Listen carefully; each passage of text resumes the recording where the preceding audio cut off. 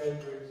He initiated a process that resulted in the consolidation of those 3 groups into a single national organization and a single family of building codes, which we, as was mentioned earlier, we have the World Series, etc.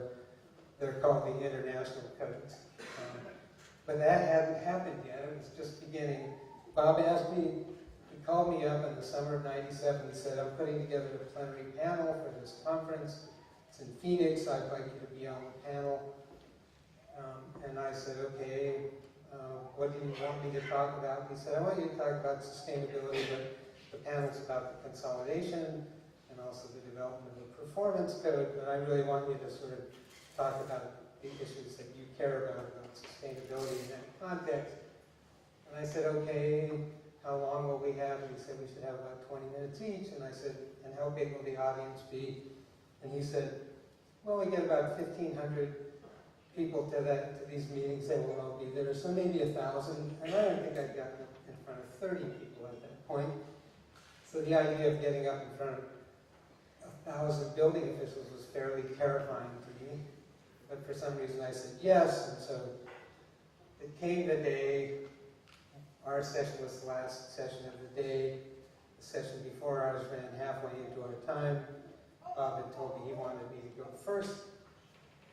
He looked at his watch when they were finally ending, and he said, well, I think we only have 10 minutes each because we only have half the time. Hope that's okay. And of course, that was one of those deer in the headlights kind of moments where I said yes, but I was in a just complete panic. Like, oh my God, what are my key points? I realized I didn't have time, that I was just going to have to get up and wing it. We went up, he introduced the panelists, he introduced me, he sat down. I got up and I started talking. And I remember a few minutes into that talk, I thought, oh, this is really flowing. It's just smooth and it felt like the best talk I'd ever given. And then a few minutes later, I was wrapping up whatever, some point, and I realized that I'd used my 10 minutes. And I also realized that the ending that I had was dependent on the other 10 minutes of stuff, which I hadn't talked about, which I didn't have time to talk about. And I was finishing whatever I was saying, and this sort of roar started in my head, you know, and I was looking out at this sea of building officials. This is like the worst, you know, this is the public speaking nightmare, right? Made real. And while I was trying to figure out what to say, I realized I was already talking. So I remember thinking I better pay attention to this. And I also remember realizing that what I was saying was something I'd never thought before. So we all got to hear it at the same time, for the first time, even though it was coming out of my mouth. And what I said was, I want to ask you all a question. I said, when someone comes into your jurisdiction and they want to do something crazy, like build a house out of bales of straw, or they want to use the dirt, the earth, and do adobe, or rammed earth, or cob, something you never heard of, or maybe they think they should be able to use bamboo as a structural material, or maybe they're interested in doing water harvesting off the roof and drinking the water. Or maybe they don't want to be connected to a septic or sewer system and they want to put in composting toilets. Or maybe they're worried about electromagnetic fields and they don't want any electrical outlets in their bedroom. So what goes through your mind when people come in and ask for permission to do those kinds of things? And I said, my guess is your first thought is, these people need to be protected from themselves. And there was all this laughter. And I said, and I think, and your second thought is not in my jurisdiction, and there was a lot more laughter.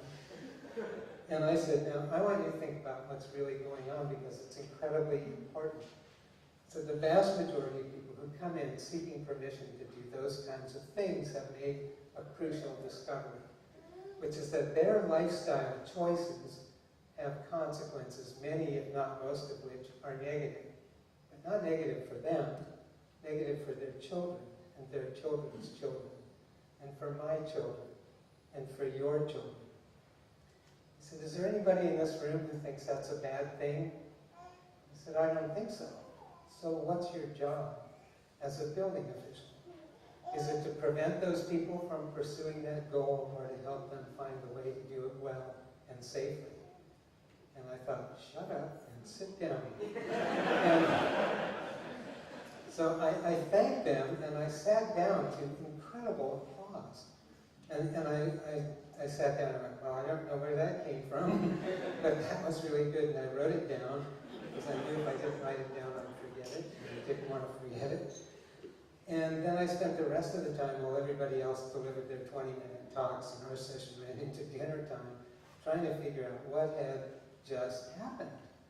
And how in the last 2 minutes of a 10-minute talk to 1,000 building officials cold, I had somehow sort of cut through all the imagined resistance, to what I had to say. And I realized a few things right away. One was that it was an authentic heart-to-heart message about what we all care about. In fact, why we have building codes and other things. I also realized that I hadn't told them anything. I basically asked them a bunch of questions. They were really good questions wherever they came from, but I basically just invited them to think about a set of things that were true for me. And I also realized something that was really valuable was that they actually cared. It was like this revelation that this is a group of people who could actually care about the stuff I care about. And there were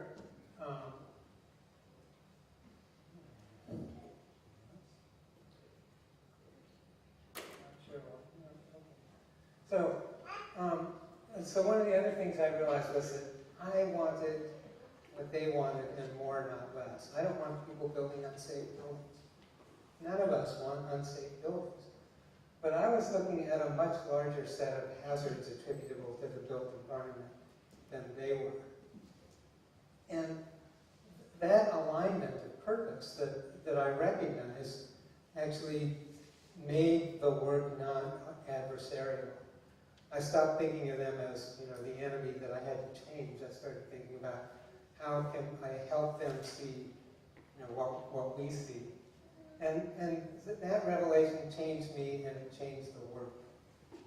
So an image came to me and it was of a train on the track that essentially building codes are like a train on the track heading towards public health, safety, and welfare for the built environment. And the image was that I was flying in the same direction, but with a much bigger field of view, including seeing where the bridge is out, up ahead, and basically the work became inviting them up to see what I would see. A few months later, I had a dream. I woke up in the middle of the night, and I got up and wrote about this and went back to bed. It was actually intelligible in the morning, which isn't always the case when I have those things. But anyway, there was a phrase and a concept that I was dreaming about, and the phrase was path of commitment. And the concept was when you're trying to influence someone or a group, to map out their path of commitment. In other words, what are they about? Where are they headed? What do they care about? What are they committed to? What are they trying to achieve? And then map yours over the top of that. And if there's authentic overlap, then construct your engagement with them as close as you can to the center of their path of commitment as you authentically can. And engage them there. And even if they're thinking of you as an adversary, they'll find out that in fact, this is like a sort of dynamic version of seeking common ground, but it's directional. And then I realized a little while later that that's actually what was already happening. It was a sort of a graphic, a sort of visual metaphor for what we were already doing. I talk a lot about and think a lot about frames of reference because they're really important. And what you see depends on where you're looking. This is in a junkyard in Nashville. I call all this stuff Detroitus.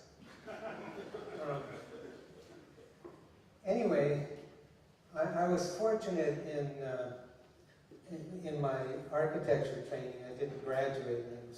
I was in architecture school at a terrible time for the things that I cared about, so I didn't end up finishing. But I had to take a figure drawing class, and in that class I learned about the need to habitually shift your focus between the details and the big picture in order to keep things in proportion and in perspective.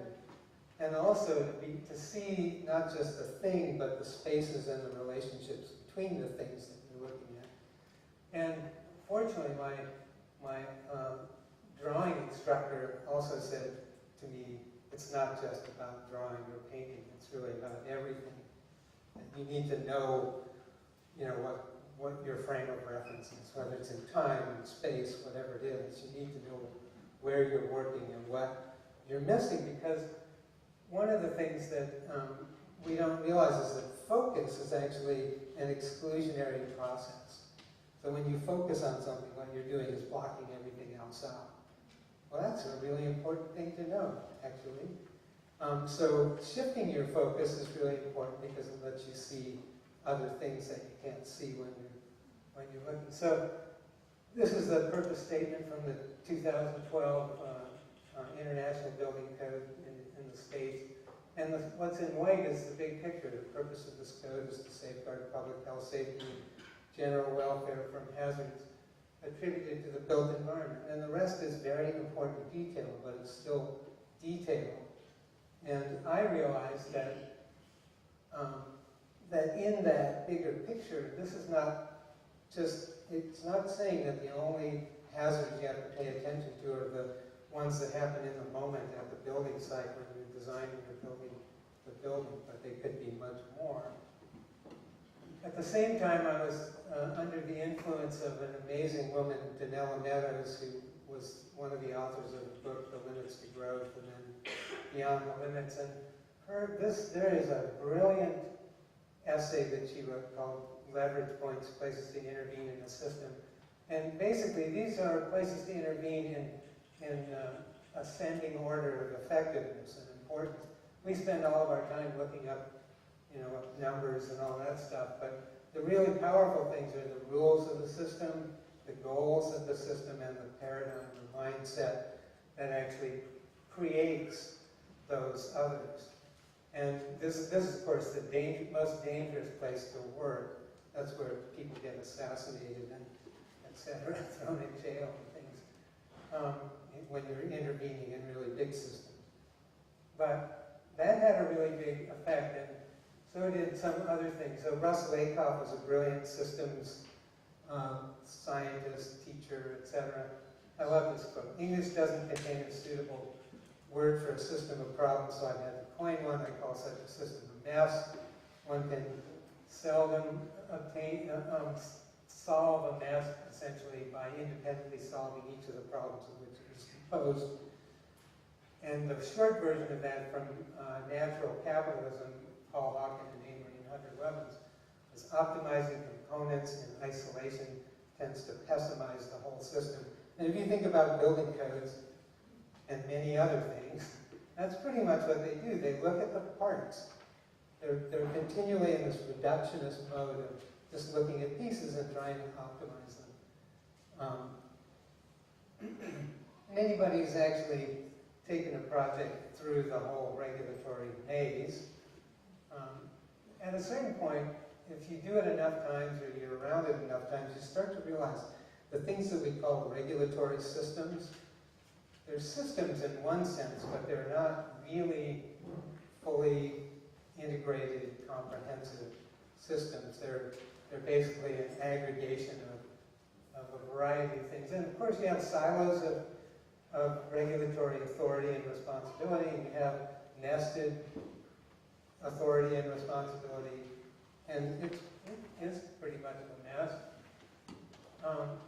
I just had the opportunity to write a commentary for a feature issue of Building Research and Information, which is an international peer-reviewed journal. It's published in London. There's a special issue that's coming out that's on building governance and climate change regulation, and related policies, and I got to write a commentary, which is basically titled Transforming Building Regulatory Systems to Address Climate Change. And climate change is sort of the poster child for these larger hazards that most regulatory systems exclude from consideration. So in this, I go through a set of patterns of sort of problematic patterns in regulatory systems. And the first is that they're not intentionally designed, fully integrated, and comprehensive. They're also focused, you don't get regulations until there's some big, or regulatory entities, until you have some big, serious, persistent problem, serious enough to demand some kind of an official response. And I'll talk about that more in a moment. But essentially, what you end up with, and you see this in the codes, is that they're a response to known problems. And they have almost no anticipatory capacity and capability built into them. And they're also lacking any kind of way of looking and balancing hazards across hazard types or silos of responsibility or time frames or locations. And of course, they're almost all, they're pretty much universally based on minimum standards. So that problem of how we get regulations leads to this. So the main navigational tool in the regulatory realm is the rear view mirror. And I messed around with Photoshop, so it actually says that the risks in mirror may appear smaller than they are. And, you know, jumping around here, let's see. Okay. So minimum standards, and the way I describe them is what they do is they describe this intricate and arbitrary boundary between what's illegal and what's barely acceptable. That is the regulatory realm. So better and best practices are often, they generate more fear about risk in a lot of people in the regulatory realm than anything that's close to that boundary, actually. So one of my early revelations that sort of got me onto this, onto the slippery slope in the building codes was that the more sustainable something was, the more likely it was to be illegal or just incredibly difficult to actually get through the regulatory, the approval process. And then another problem with minimum standards is that they tend to become standard practice. The standard practice tends to gravitate down to those minimums because they're often the cheapest, the least expensive way of doing something. This is Art Crum. I don't know how many of you remember Art Crum from back in the day, but I love this. His record label, Ordinary, but the motto, the high standard is standards. Yeah, we have a lot of that. So codes are really, the codes we have are really good at doing what they're intended to do. So they're really good at helping us build buildings that rarely fall down, burn down, trap people in emergencies, expose them to raw sewage, electrocute them, suffocate them too quickly, etc. And because of that, we basically think we've dealt with the risks associated with buildings. But in fact, what we've done, in large part, is move them in space and time. We move them out away from the building site, distribute them out into all the natural systems on the planet, our life support systems, and they move them from the present to our kids and grandkids and future generations of all the species on the planet. So it looks like we've dealt with risk, but not so much. And I used to talk about this, that looking at buildings through codes is like looking through a microscope, and you could see a lot of really important things about materials and characteristics, soil conditions, and climate, and means of egress, structural integrity, fire, all that stuff. But there's a whole bunch of things. Let's see if we can go back one. So this is what you see, the categories that basically the building codes attend to. If you take your eye away from that lens, you see that there's this whole galaxy of other hazards, and this is not all of them by any means, of other hazards attributable to the built environment that are invisible as long as your eye is looking through that lens. And eventually I realized, hey, you know what, it's not either or. We actually need to be figuring out how we attend to those things without magnifying or creating these other hazards to billions of people while we're protecting individual or small groups of people inside individual buildings.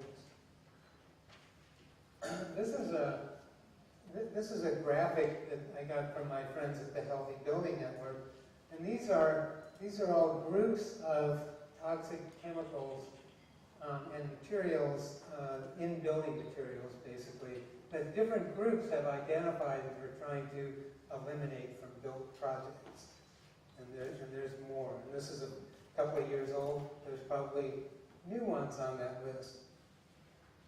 And these are the things that you begin to see that there are these other categories that are really important, but like I was saying, invisible. One of the revelations I had a few years ago was that so there's an assumption.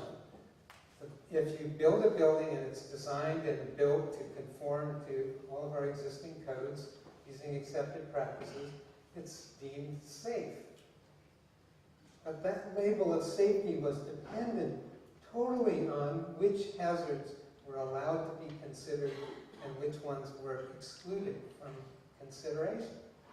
And having spent a lot of time over the years trying to deal with some of these toxicity issues, I can tell you that it's extremely difficult to actually introduce toxicity of, say, flame retardants and plastic foam building insulation, chemicals that are hazardous at parts per billion, and we're putting, literally they're manufacturing worldwide tens of thousands of tons of these brominated flame retardants and distributing them out into the world. And they're supposed to be protecting us, and they barely add any fire safety to the foam. They don't keep the foam from burning. They slow it down very slightly, and they make the smoke, when it does burn, way more toxic.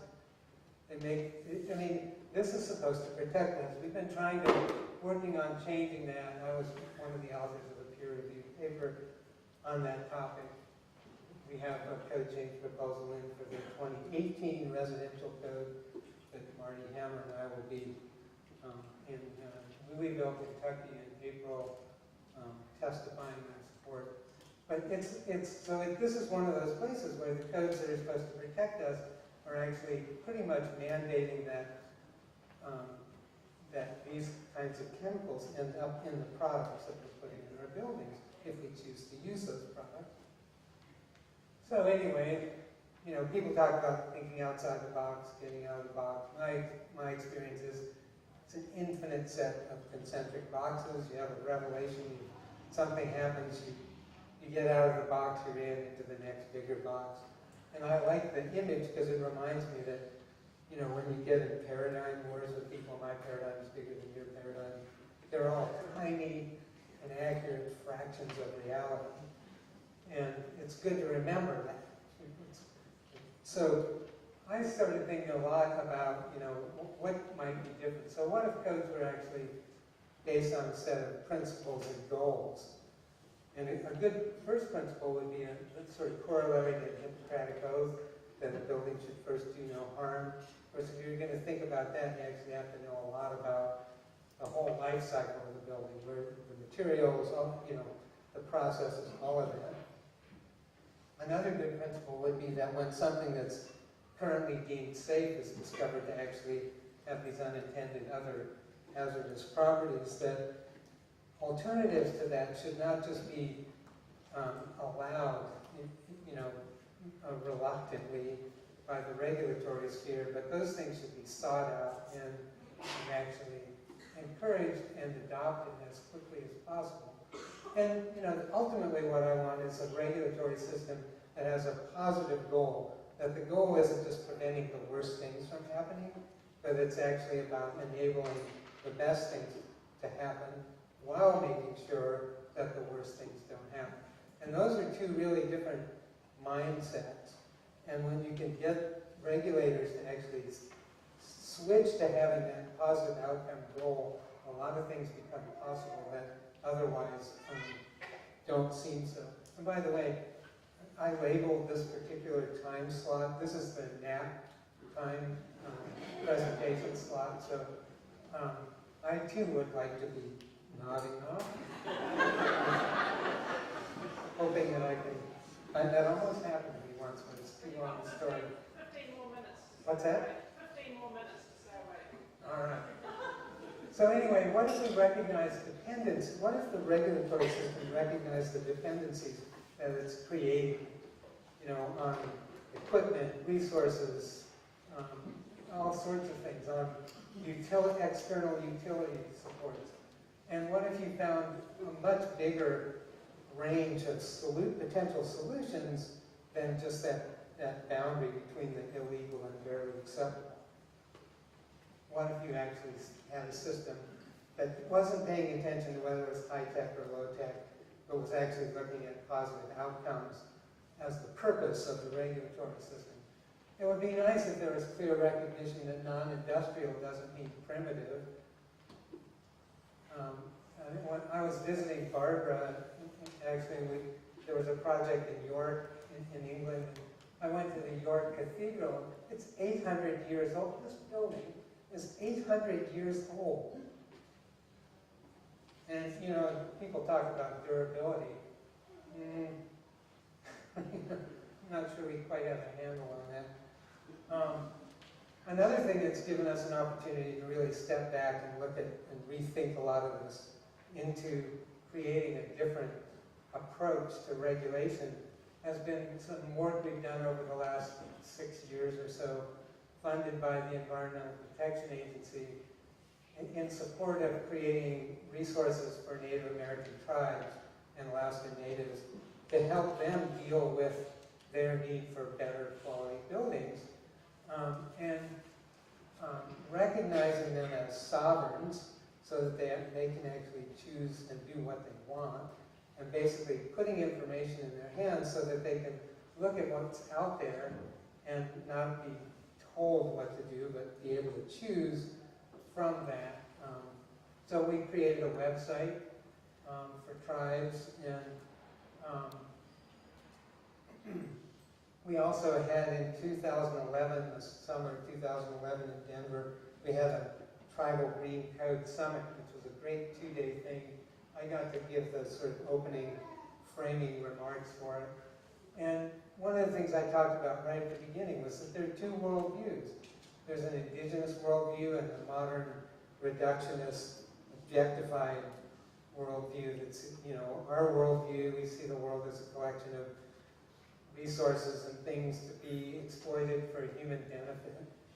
And most indigenous cultures see the world as this living set of relationships, and there's a lot of reverence for the creation, all of it, including human creations, but not putting them at the top, not putting humans at the top.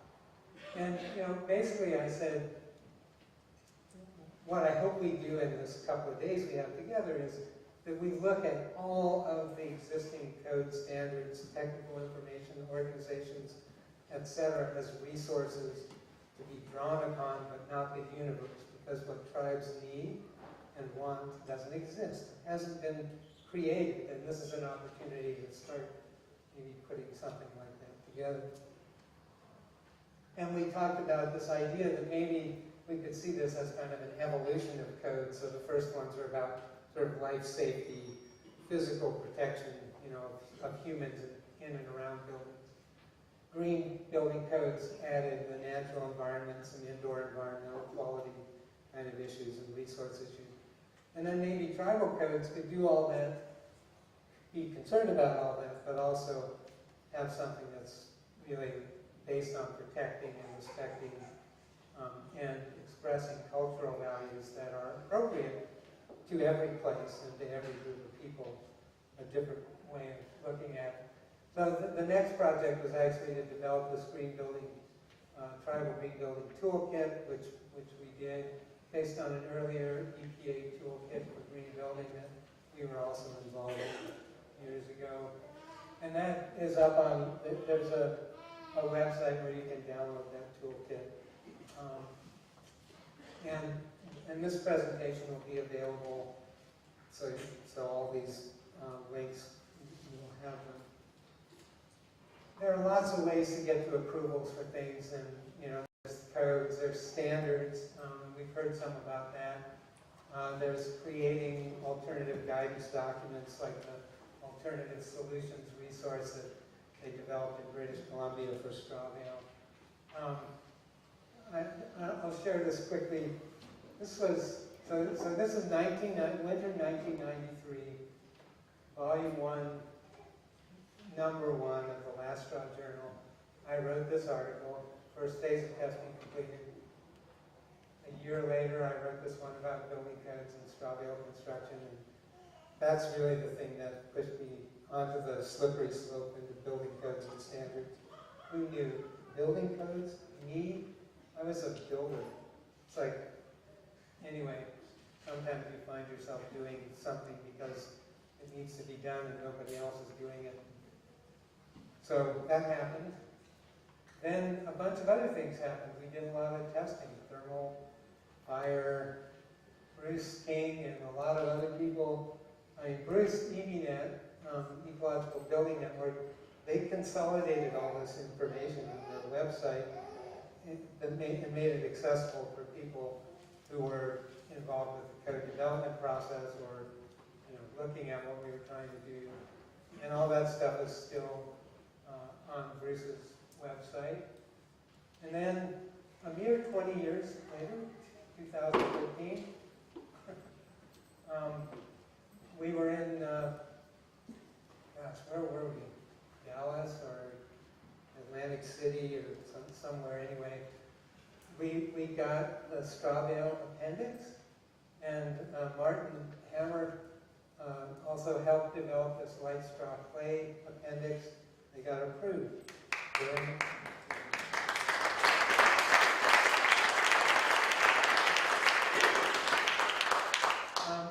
I want to say one other thing that I don't think is in this presentation, which is that in 2007, the International Code Council gave DCAT, my little tiny nonprofit, their Affiliate of the Year award, and a month later, the U.S. Green Building Council gave us a National Leadership Award, and it was essentially for the same 10 years of work bringing those two communities and those two organizations together. I got to sign the Memorandum of Understanding between those two organizations to work together.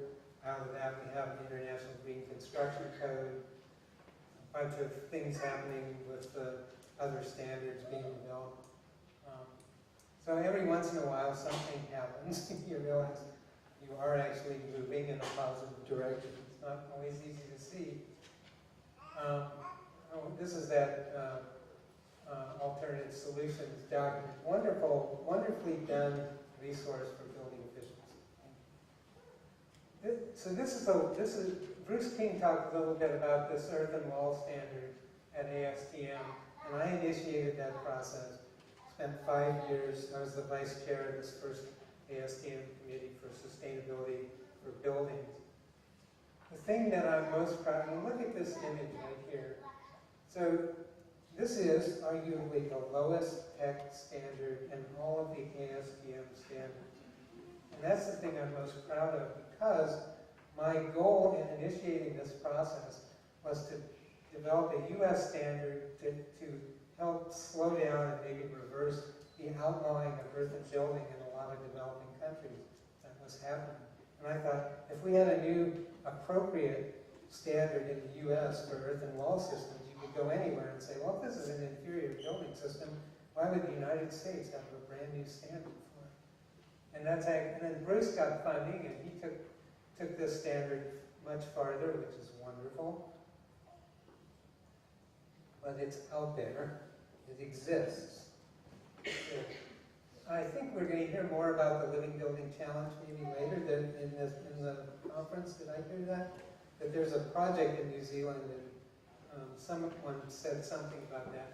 The Living Building Challenge is this building or project certification system that's trying to get above sustainable, above sort of net zero to positive construction that actually is regenerative, does more good than harm over its life across the spectrum of impacts. It covers a lot of different things and includes beauty and spirit and inspiration and education elements that you have to include. Beauty is obviously a fairly subjective thing, but they want aesthetics to be part of what's going on in this. But anyway, it's basically an extraordinary certification program, and it's having a big, a growing impact in sort of shifting how people are thinking about what's going on.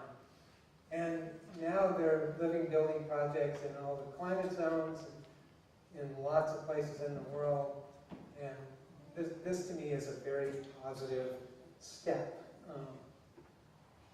We in 2009, DCAT wrote a report for the Cascadia Green Building Council, which developed the Living Building Challenge. It had a lovely title, Code, Regulatory, and Systemic Barriers Affecting Living Building Projects. Rolls off the tongue. It's about 90 pages of looking at the whole spectrum of issues that where doing things sustainably or pushing in that direction actually are problematic from a regulatory standpoint. And it's also out there. You can find it on our website, dcap.net. There's a great report about a living building project that didn't get built, achieving water independence in buildings. This was in Portland. The brilliant thing that the design team created was a flow chart of approvals for the water systems. And all these little blocks were places where doing the right thing was illegal or not allowed by code or by state law. The beauty is they took this chart and they went to the state legislature and they changed the laws in the state of Oregon for gray water, for rainwater harvesting, and a number of other things. That's the sort of thing I want to see way more of. Letting these projects move things forward. How many of you heard about this building in Wales, Charlie and Meg's Roundhouse, that basically the council basically said it doesn't fit in, it needs to be torn down. It's extraordinary. It's an incredibly beautiful building that actually meets all the goals. Wales has a standard, a sustainable development standard, that's really quite exceptional, and I know they've backed away from some of it because it's been hard to do. But this virtually met all of the national goals, but the local council objected to it. They got 1 million, they had petitions, and they have a website. I wrote a 4-page letter to the council basically explaining to them why they needed to reverse their decision. And anyway, a few months ago, even after they had ruled that it needed to be torn down, there was an appeal process and they reversed it. They get to keep it, which is as it should be. And so lastly, we need leaders. Okay? Not followers, we need more leaders in this work. And as lots of people have been talking about here, low carbon, low impact, what we have to offer is enormously valuable and necessary. And in the realm of looking at building safety from a climate standpoint, this work is essential work. And there's lots to be done, to get this stuff up in view and get it accepted. The challenges are really big. There are a lot of people who are very pessimistic about what we can do, what might happen.